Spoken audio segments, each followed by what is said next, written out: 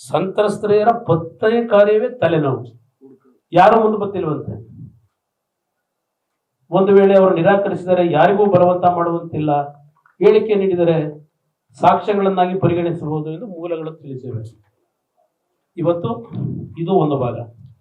ಇನ್ನ ನಮ್ಮ ಹಾಸನದ ಜಿಲ್ಲಾಧಿಕಾರಿ ಎಲ್ಲಾದರೂ ಉಂಟಾ? ಚುನಾವಣೆ ಪ್ರೋಸೆಸ್ ನಡೀತಾ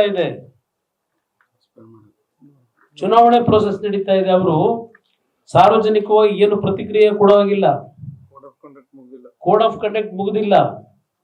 ಇಲ್ಲಿ ಹೇಳಿಕೆ ಕೊಡ್ತಾರೆ, ಪಾಪದ ಕೊಡ ತುಂಬಿದಾಗ ಎಲ್ಲವೂ ಹೊರ ಚೆಲ್ಲಲೇಬೇಕು, ನೊಂದವರು ದೂರು ನೀಡಿದರೆ ರಕ್ಷಣೆ. ಹಾಸನ DC ಸತ್ಯಭಾಮ. ಪಾಪ ಪೌರಾಣಿಕ ಹಿನ್ನೆಲೆಯ ಶಿಶುಪಾಲನ ವಧೆ ಕಥೆನೂ ಹೇಳೋರು ನೆನ್ನೆ ಅವ್ರಿಗೆಲ್ಲರಿಗೂ ಪಾಠ ಮಾಡೋರು ಈ ಹೆಣ್ಮಗಳು ಜಿಲ್ಲಾಧಿಕಾರಿ. ಈ ಪಾಠನೂ ಅವ್ರಿಗೆ ತಯಾರು ಮಾಡಿರ್ಬೇಕು ಇದು ಹೇಳೋ ಅಂತ ಹೇಳಿ ಈ ಜಿಲ್ಲಾಧಿಕಾರಿಗಳು. ಆಮೇಲೆ ಅವರು ಎಲ್ಲ ಈ ಕತೆ ಹೇಳಿದ ಮೇಲೆ ನನಗೆ ಇದು ಯಾವುದು ಮೊದಲು ಗೊತ್ತಿರಲ್ಲ, ಈಗ ನನಗೆ ಗೊತ್ತಾಗಿದೆ ಅಂತ ಹೇಳ್ತಾರೆ. ಅದು ಬೇಕಾದ್ರೆ ವಿಡಿಯೋ ಕ್ಲಿಪ್ಪಿಂಗ್ಸ್ ಹಾಕ್ತೀನಿ. ಆ ಹೆಣ್ಣುಮಗಳನ್ನು ಜಿಲ್ಲಾಧಿಕಾರಿ ಕೊಟ್ಟಿದ್ದಾರೆ. ಈ ಜಿಲ್ಲಾಧಿಕಾರಿ ಕರ್ತವ್ಯ ಏನು?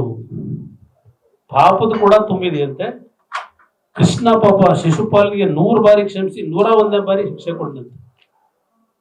ಹೂ are you to decide this incident? ನೀನೇನು ನ್ಯಾಯಾಧೀಶನ? ಯಾವಾಗ ನೀನು ಈ ಒಂದು ತೀರ್ಮಾನ ತಗೊಂಡಿದ್ಯಾ? ಈ ಹೆಣ್ಣು ಮಗಳಿಗೆ ಕೇಳಲಿಕ್ಕೆ ಬಯಸ್ತಾ ಇದ್ದಾನೆ. DC ನಿನ್ ಕೆಲಸ ಏನು? ಈ DC ಕೆಲಸ ಏನು? ಇಲ್ಲಿ ರಾಜಣ್ಣ ಸಂತ್ರಸ್ತರಿಗೆ ಬೆದರಿಕೆ ಇದ್ದರೆ ಭದ್ರತೆ ಕೊಡಲು ಸರ್ಕಾರ ಸಿದ್ಧ. ರಾಜಣ್ಣನ ಈ ಕಡೆ ಜಿಲ್ಲಾ ಉಸ್ತುವಾರಿ ಸಚಿವ. ಅದಿರ್ಲಿ, ಅವೆಲ್ಲ ಮುಂದೆ ಬರೋಣ. ಕಿಡ್ನಾಪಿಂಗ್ ಅವೆಲ್ಲ ಬಹಳ ಇದಾವೆ, ಚರ್ಚೆ ಮಾಡೋಣ. ಏನು ಎಲ್ಲೂ ಹೋಗಲ್ಲ. ಪಾಪ ಕರೆದವ್ರು ಅವರು, ನಮ್ಮ ಉಪಮುಖ್ಯಮಂತ್ರಿಗಳು ಕರೆದವ್ರೆ, ಎಲ್ಲೂ ಹೋಗಲ್ಲ. ಮುಖ್ಯಮಂತ್ರಿ ಉಪಮುಖ್ಯಮಂತ್ರಿಗಳು ಹೇಳ್ತೀನಿ. ಇಲ್ಲಿ ಇದು ಒಂದು ಭಾಗ.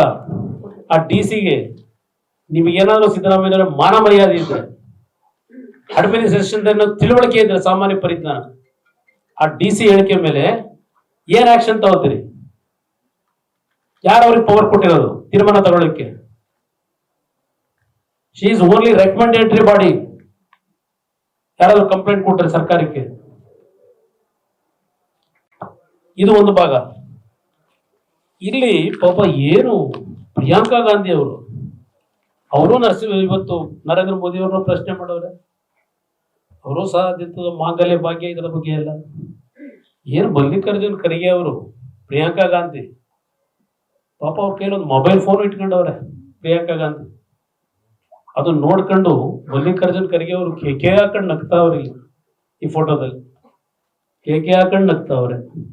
ಹೇಳ್ತಾ ಇರಬೇಕು, ಇದೆಲ್ಲ ಕತೆ ವರ್ಣನೆ ಮಾಡ್ತಾ ಇರಬೇಕು. ನಮ್ಮ DK ಶಿವಕುಮಾರ್ ಅವರು ನೋಡಿ ಯಾವ್ಯಾವ ರೀತಿ ನಮ್ಮ ಪೆನ್ ಡ್ರೈವ್ ರೆಡಿ ಮಾಡಿ ಇಡೀ ರಾಜ್ಯಕ್ಕೆ ಸರ್ಕ್ಯುಲೇಟ್ ಮಾಡೋರು ನೋಡಿ ಅಂತ ಹೇಳಿ ಅವ್ರಿಗೂ ಮೊಬೈಲ್ ಫೋನ್ ಕೊಟ್ಟು ತೋರಿಸ್ಕೊಂಡು ಕೂತವ್ರೆ. ಪ್ರಿಯಾಂಕಾ ಗಾಂಧಿಗೂ ಮೊಬೈಲ್ ಫೋನ್ ತೋರಿಸ್ತಾವ್ರೆ, ಎಂಜಾಯ್ ಮಾಡ್ತಾವ್ರೆ. ಅದ್ ನೋಡ್ಕೊಂಡು ಇಬ್ರು. ಇದಾ ನೀವು ಮಹಿಳೆಯರಿಗೆ ಗೌರವ ಕೊಡ್ಲಿಕ್ಕೆ ಇದನ್ನ ರಿಲೀಸ್ ಮಾಡಿರೋದು? ಅವ್ರ ಕೈಲೂ ಇವತ್ತು ಹೇಳಿಕೆ, ಹೇಳಿದ್ದಾರೆ. ಇದೊಂದು ಭಾಗ. ನಾನು ಮುಖ್ಯಮಂತ್ರಿಗೆ ಹೇಳ್ತಕ್ಕಂಥದ್ದು, SIT ಇಂದ ಈ ಕ್ಯಾಸೆಟ್ ರಿಲೀಸ್ ಮಾಡ್ತಕ್ಕಂಥದ್ದು ಯಾರ್ಯಾರ ಪಾತ್ರ ಇದೆ? ಈ ಕಾರ್ತಿಕ್ನ ಒಂದು ಜೀವನದಲ್ಲಿ ಏನೇನು ನಡೆದಿದೆ, ಅವನಿಂದ ಇದು ಹೆಂಗ್ ಪ್ರಾರಂಭ ಆಯಿತು, ಯಾವ ಕಾರಣಕ್ಕೆ ಇವೆಲ್ಲ ಪ್ರಾರಂಭ ಆಗಿದೆ, ಅದನ್ನೂ ಒಳಗೊಂಡಂತೆ. ಅದ್ಯಾವುದೋ ಹೆಣ್ಮಗಳದ್ದು ಬೇರೆ ಎಂಥದ್ದು, ಈಗ FIR ಬೇರೆ ಹರಿಸ್ಕೊಂಡಿದ್ದೀರಲ್ಲ ಇದನ್ನ, ಇದೆಲ್ಲವನ್ನು ಒಳಗೊಂಡಂತೆ ಪ್ರಮುಖವಾಗಿ ನಿಮಗೆ ಏನಾದರೂ ರಾಜಕೀಯದಲ್ಲಿ ರಾಜಕೀಯ ನೀತಿ ಅಂತಕ್ಕಂಥದ್ದು ಇದ್ರೆ, ಇವತ್ತು ಇಲ್ಲ ಶಿವಕುಮಾರ್ಗೆ ಸಂಬಂಧವೇ ಇಲ್ಲ ಅಂತ ನೀವು ಹೇಳ್ಬೋದು. ಯಾರೋ ಕೊಟ್ಟವ್ರೆ ನಮಗೆ ಗೊತ್ತಿಲ್ಲ ಅಂತೇಳಿ. ದೇವರಾಜೇಗೌಡ ಪ್ರಜ್ವಲ್ ರೇವಣ್ಣ ಅವರ ವಿರುದ್ಧ ಹೋರಾಟ ಮಾಡ್ಕೊಂಡ್ ಬಂದಿರೋರು ಒಂದು ಭಾಗ. ಆ ಕಾರ್ತಿಕ್ ಕೊನೆಗೆ ರಕ್ಷಣೆಗೆ ಅವ್ರ ಹತ್ರಕ್ಕೆ ಹೋಗಿರೋನು. ನಂತರ ಕಾರ್ತಿಕ್ ಅವ್ರ ಹತ್ರಕ್ಕೆ ಹೋದಾಗ ವಕೀಲರ ಹತ್ರ ಏನೇನು ಘಟನೆ ನಡೆದಿದೆ ಅಂತಕ್ಕಂಥದ್ದನ್ನ ವಕೀಲರ ಮುಂದೆ ಎಲ್ಲ ಎಕ್ಸ್ಪ್ಲೈನ್ ಮಾಡಿದ್ದಾನೆ. ಅದನ್ನು ವಕೀಲರು ಇವತ್ತು ಸಾರ್ವಜನಿಕವಾಗಿ ಹೇಳಿದ್ದಾರೆ. ಅವರೇ ನಮ್ಮ ಪರವಾಗಿದ್ದವರಲ್ಲ ವಕೀಲರು. ರೇವಣ್ಣ ಅವ್ರ ಕುಟುಂಬದ ವಿರುದ್ಧ ನಿರಂತರವಾಗಿ ಎಲೆಕ್ಷನ್ ಅಲ್ಲಿ ಅರ್ಜಿ ಹಾಕದ ಮೇಲೆ ನಡೆಸ್ಕೊಂಡ್ ಬಂದಿರೋರು ಹೋರಾಟನ. ಅವರ ಮುಂದೆ ಎಲ್ಲ ಎಕ್ಸ್ಪ್ಲೈನ್ ಮಾಡಿರೋದು ಅದು ಹೇಳಿದ್ದಾರೆ ದೇವರಾಜೇಗೌಡರು. ಕಾರ್ತಿಕ್ ಬಂದು ನನ್ನ ಮುಂದೆ ಏನ್ ಹೇಳ್ದ, ಡಿ ಕೆ ಶಿವಕುಮಾರ್ ಇವರೆಲ್ಲ ಇದನ್ನ ಯಾವಾಗ ಉಪಯೋಗ ಮಾಡ್ಕೋತೀವಿ ಅಂತ ಹೇಳಿ ಈ ಕೆಲಸ ಏನ್ ಮಾಡಿದ್ದಾರೆ. ನಿಮಗೆ ಏನಾದರೂ ಕನಿಷ್ಠ ಆ ಅಧಿಕಾರದ ಕೆಲಸವನ್ನು ನಿರ್ವಹಣೆ ಮಾಡಬೇಕಾದ್ರೆ ಭಗವಂತನ ಹೆಸರಿನಲ್ಲಿ ಪ್ರಮಾಣ ಮಾಡಿ ಪ್ರಮಾಣ ವಚನ ಸ್ವೀಕಾರ ಮಾಡಿರ್ತಕ್ಕಂಥದ್ದೇನಿದೆ ಅವನು ನೋಡ್ತಾನೆ. ನಾವು ಅವ್ರನ್ನ ನಂಬಿದಿರೋದು, ಭಗವಂತನ ನಂಬೆ ನಾವು ರಾಜಕೀಯ ಮಾಡಿರೋದು. ನಾನು ಒಂದು ಸಿದ್ದರಾಮಯ್ಯವ್ರಿಗೆ ಹೇಳ್ತೀನಿ, ನಿಮಗೆ ನೈತಿಕತೆ ಅನ್ನೋದಿದ್ರೆ ಇವತ್ತು ನಿಮ್ಮ ಉಪಮುಖ್ಯಮಂತ್ರಿಯನ್ನ ಡಿಸ್ಮಿಸ್ ಮಾಡತಕ್ಕಂಥ ಕೆಲಸ ಮಾಡಿ.